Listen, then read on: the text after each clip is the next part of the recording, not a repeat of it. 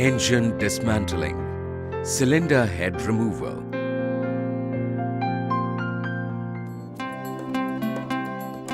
Remove the starter motor along with the battery earth cable.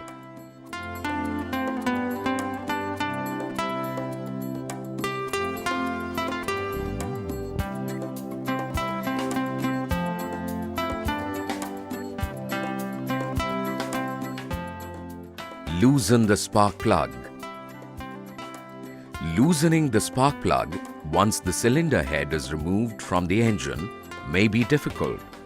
This can also damage the cylinder head mating surface.